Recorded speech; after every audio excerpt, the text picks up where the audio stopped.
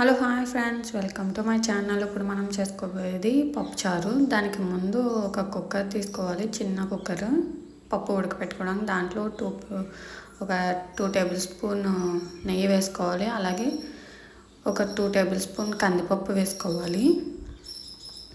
వేసుకున్న తర్వాత అలాగే 2 టేబుల్ స్పూన్ పెసరపప్పు వేసుకోవాలి.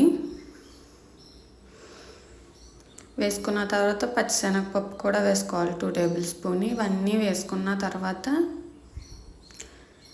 ఇప్పుడు 2 టేబుల్ స్పూన్ పచ్చిశనగపప్పు వేసుకుంటున్నాం కదా, ఇవన్నీ బాగా ఫ్రై చేసుకోవాలి.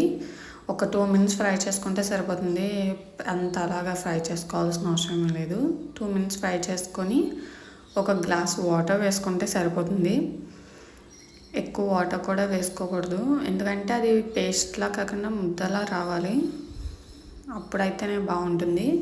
అలాగే గ్లాస్ వాటర్ వేసుకున్నాం కాబట్టి గ్లాస్ వాటర్ వేసుకున్న తర్వాత ఒక 5 విజిల్స్ వస్తే సరిపోతుంది. 5 విజిల్స్కి మొత్తం ఉడికిపోతుంది. పచ్చిశనగపప్పు వేసాం కదా, అది పలుకుల్లా ఉంటేనే బాగుంటుంది, పప్పులా ఉంటే బాగుంటుంది. ఇప్పుడు విజిల్స్ అన్నీ పోయిన తర్వాత మనం ప్రెషర్ అంతా పోయిన తర్వాత తీసుకోవాలి కుక్కర్ని.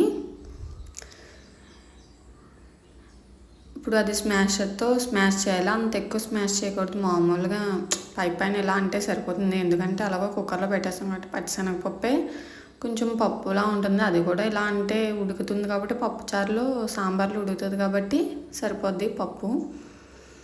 అలాగే నేను ఒక పెద్ద నిమ్మకాయ సైజ్ అంతా చింతపండు నానబెట్టుకొని ఉంచుకున్నాను. అలాగే ఆనపకాయ ముక్కలు, టమాటా ముక్కలు, ఉల్లిపాయ ముక్కలు, క్యారెట్ ముక్కలు, బెండకాయ, వంకాయ ఇవన్నీ వేసుకున్నాను. మీరు ఆయిల్ ఏమి వేయాల్సిన అవసరం లేదు.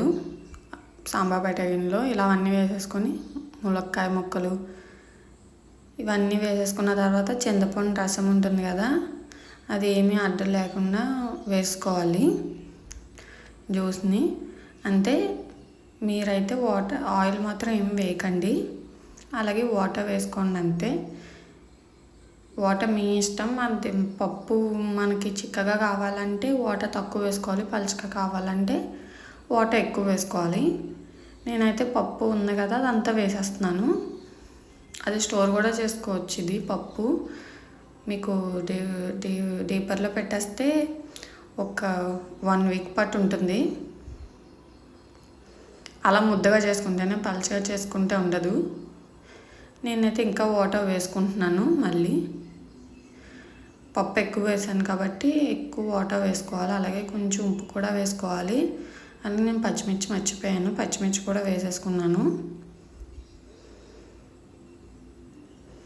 ఇవన్నీ వేసుకున్న తర్వాత పసుపు కూడా వేసుకోవాలి. కారం వేసుకోవాల్సిన అవసరం లేదు, ఎందుకంటే పచ్చిమిర్చి ఉంది కాబట్టి సరిపోతుంది కారం. స్లోగా మరగనివ్వాలి.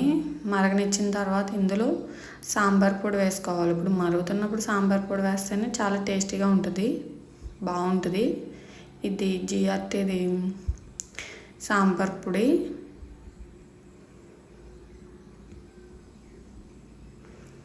ఒకసారి మిక్స్ చేసుకోవాలి.